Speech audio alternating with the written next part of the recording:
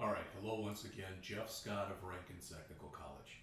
I've been going over Joyce Farrell's Microsoft Visual C# 2015 An Introduction to Object-Oriented Programming. I've actually finished the first 12 chapters were the PowerPoints, and in most chapters, starting with Chapter 5, I think it is, I've been writing some code.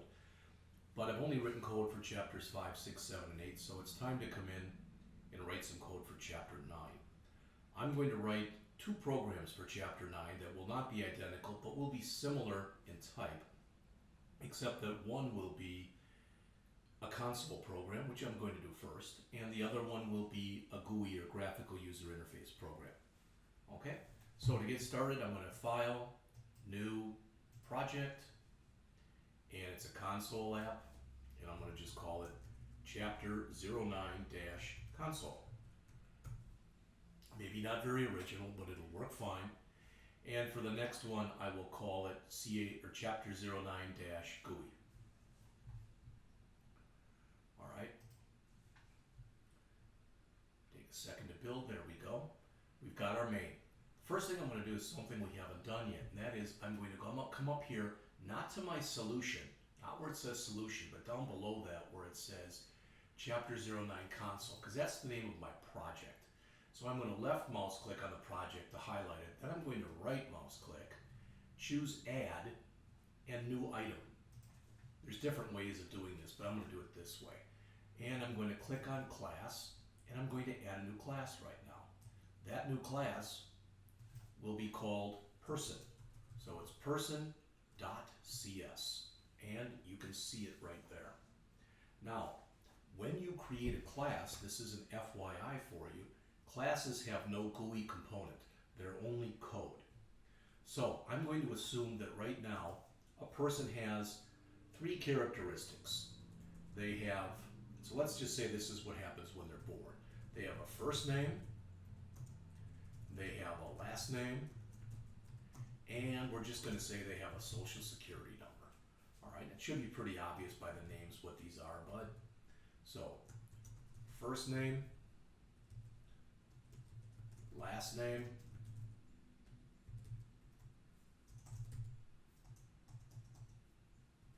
and social security number.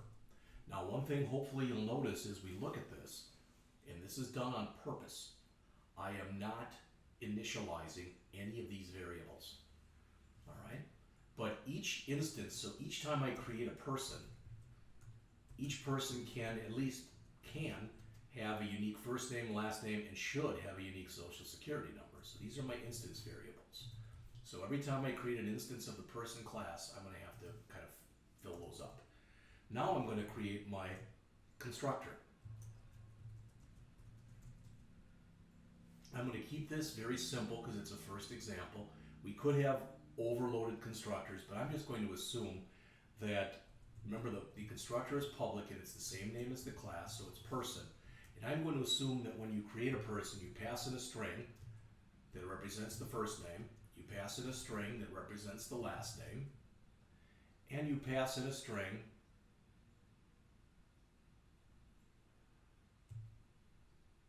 that represents the social security number. We'll just call it SS, because we called it SSN over here.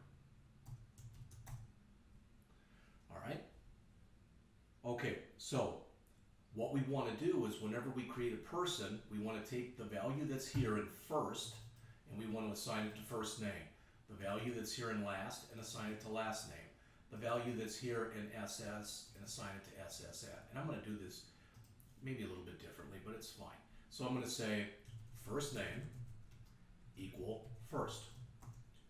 Last name equal last. And SS equals SSN. Okay? Now, one thing about this, what if, I'm playing a game of what if here. What if I call this SSN? Would this work then? If I did this? And the answer is technically no. What it would do is it would take whatever I'm putting in there and copy it to itself. If I want to use the same name SSN for both here and here, I can do it. But then I have to save on this one, I have to say this dot SSN equals that. Okay, I literally can say it here if I want to, this dot, won't hurt anything. But since I don't have the same name, since one of them is named first and one is first name, one is last and one is last name, it's a little bit superfluous to do that. In other words, I really don't have to, but it's okay to do it. It doesn't hurt anything. So I'm going to put some stuff in here, some comments, to hopefully make this a little bit easier to figure out where we are in here. So I'm going to say here, begin class person. And down here, we're going to end class person. All right. We've already got the thing in here for instance variables in our constructor. You know, so I'm just going to say this here. Begin person constructor. All right. And down here, we'll end the person constructor. All right. Now that might seem like a lot of documentation, but it gives me an easy way to see what's what. All right. Now I'm going to create what are called my object initializers. So I want to initialize this and this and this. So I'm going to do that down here. Underneath my constructor, I'm going to have three different things. So my first one will be object initializer. Initializer, I think that's right. First name. All right, you may remember this from the book, you may not. But the way we do this is, even though that's got a lowercase f, when we're doing it over here, we're going to use an uppercase f. So I'm going to say, I'm going to put in here public string first name. All right, we don't even have to call it that, but it makes sense to do that. So public string first name, and we're going to have in here get, and we'll just say return first name.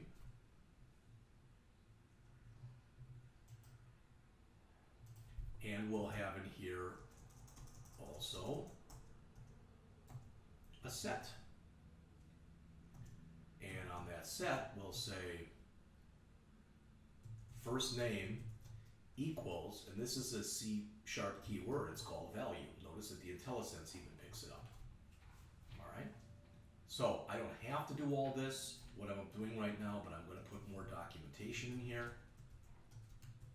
So begin first name, end,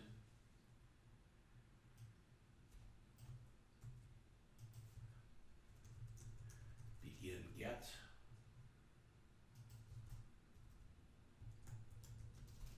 end get, begin set, and end set. Okay? So I'm going to copy this, all of this, because I want to do the exact same thing 2 more times. The next time I do it, I want to do it for the person's last name. All right? So we've got all this. It gives us an error because we already have it in there. So I'm going to change the first to last. Oops. Okay.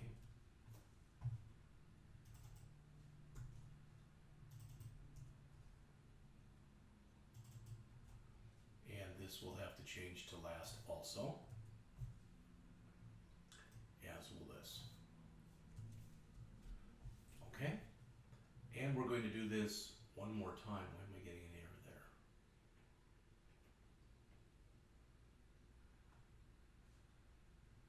Oh, somehow I lost my curly brace. There we go. Okay. And then I'm going to copy it in one last time. Right here. Oops, I guess not. So we'll copy this, and this will be for Social Security number.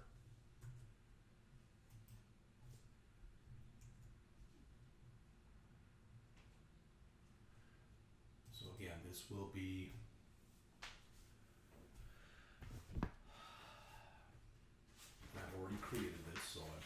working off of notes, I won't lie to you here. Let's make this capital SSN.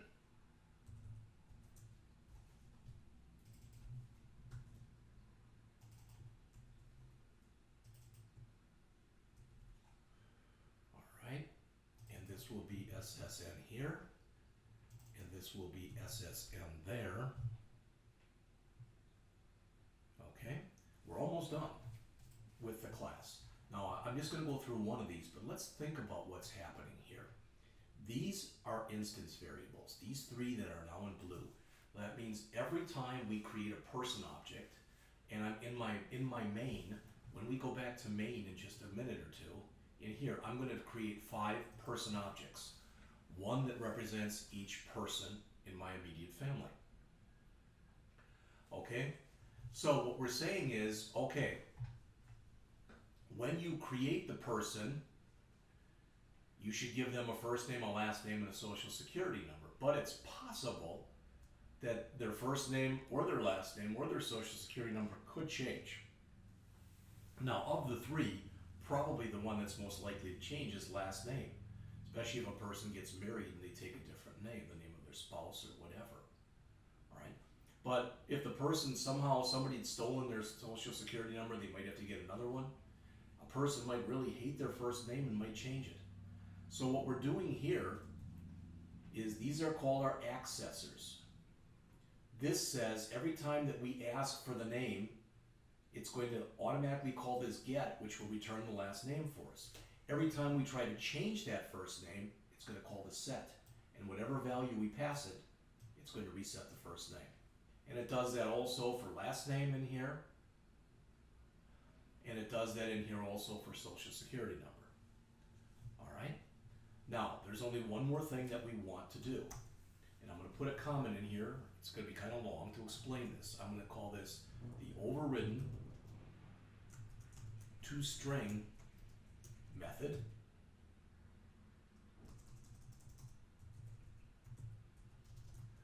This is designed to return a string representation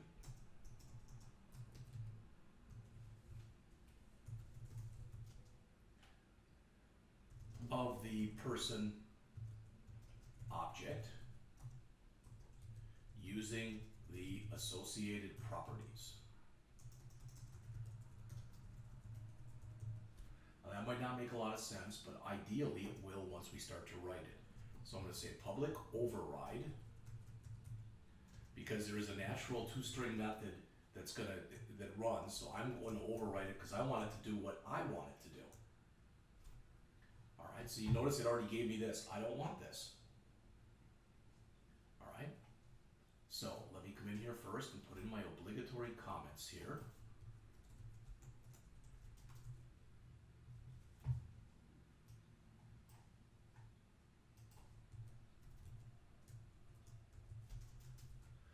Okay, so there's all that. So what I want to change here is I do still want to do a return, but what I want to do is I want to return here, and this is going to be fairly long, so I'm going to put it over 2 or 3 lines. String dot format. All right, like I said, it's going to be fairly long, so I'm going to put it over more than 1 line. All right, and I'm going to have here 0, 0, 1, why it's doing that,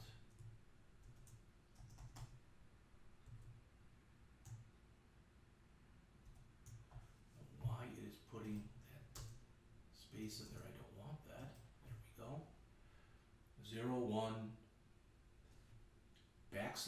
\n SSN colon.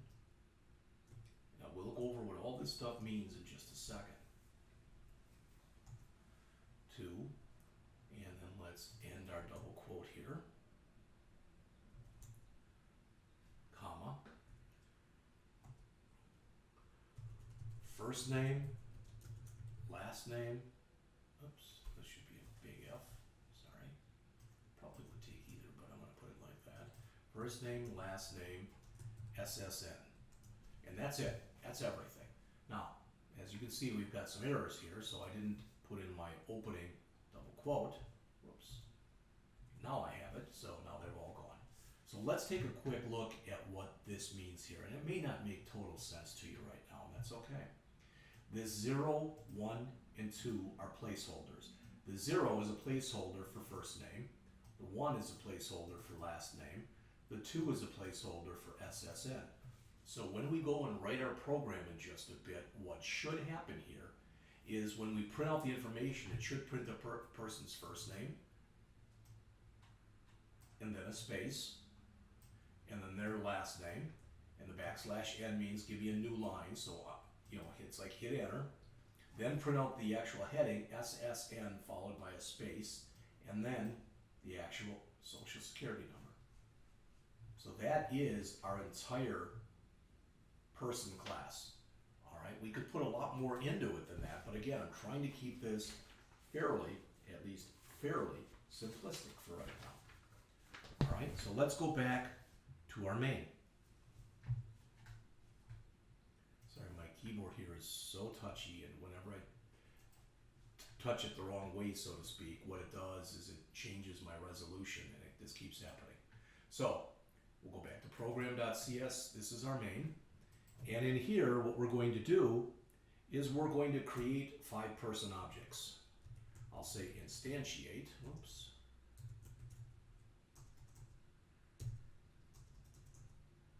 Boy,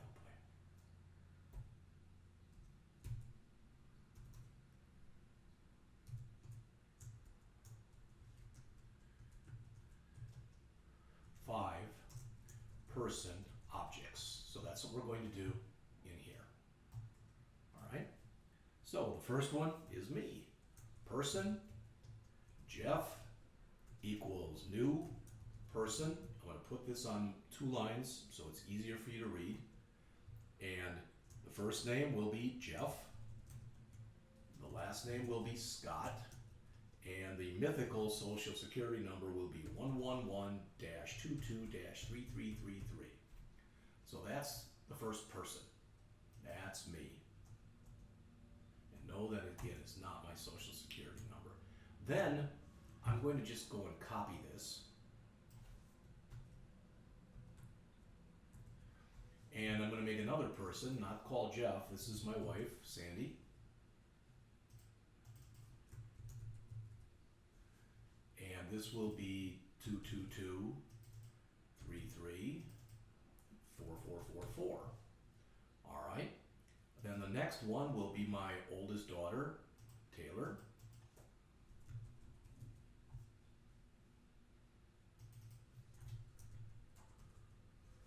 And she will be 333-44-5555 for her social security number. Then next will be my middle daughter, Kenzie. Her name is actually Mackenzie. Goes by a lot of different names, and she'll be 444-55-6666. And then finally, my youngest daughter, whose name is Chloe.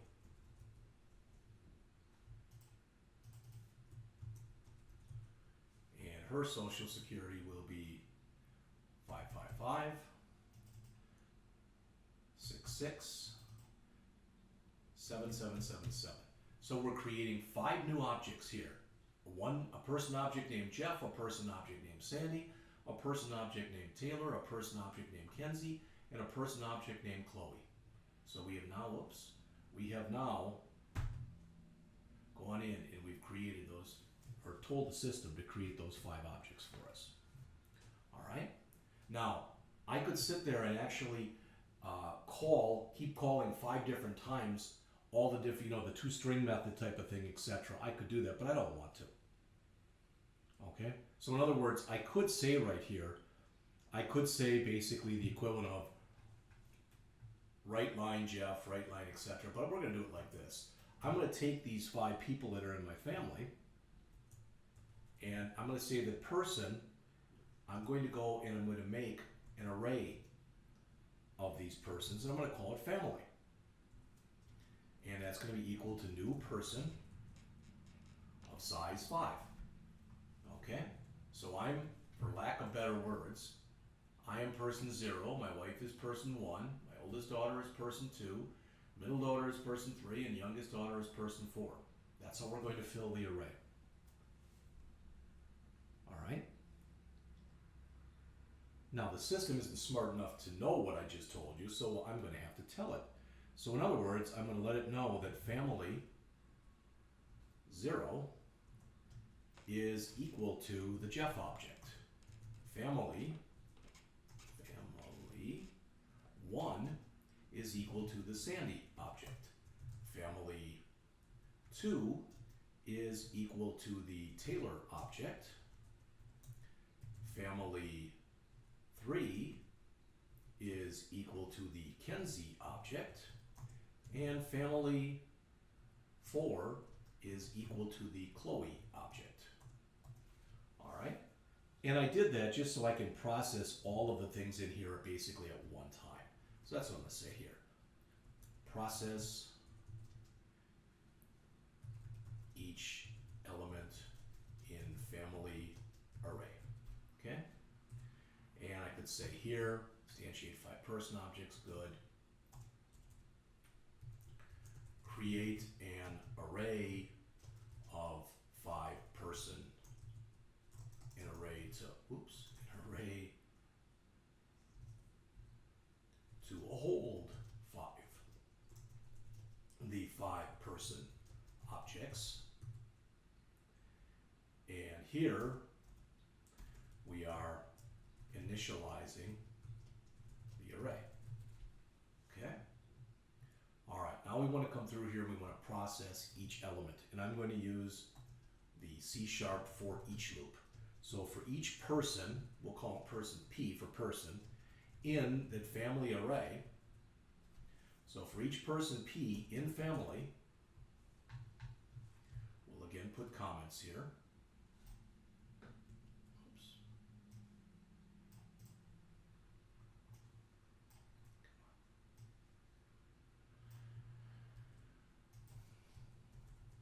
Begin and end. Okay, so for each person, what we want to do is first a console dot write line, and I'm going to get an error message when we do this. It's okay. P, and that will, what that will do is that will invoke the overridden toString method that we just did. All right, and afterwards I'm going to just put a blank line. So console dot write line. And we'll just put it here, double quote, double quote. Okay? So we told the system to create 5 person objects. We gave each one a distinct name. We gave the values of each one, or we made the values in each one different. And let's admire our work here. So I'm going to save and I'm going to run this. Now, if I run it, it's going to go right off the screen. So when I get all done, I want to do a console dot read line, because otherwise it would scroll right off the screen. All right, so let's run this. And it's a little hard to see probably. I don't know if I can change my resolution on this or not.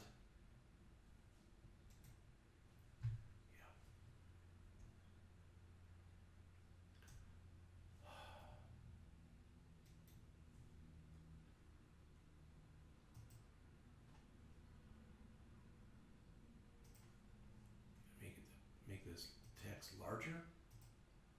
That didn't do anything.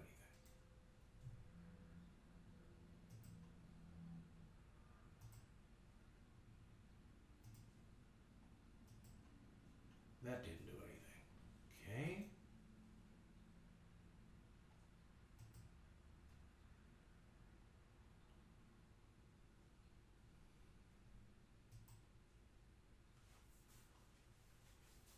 I'm just going to try one more time. If this doesn't work, fine.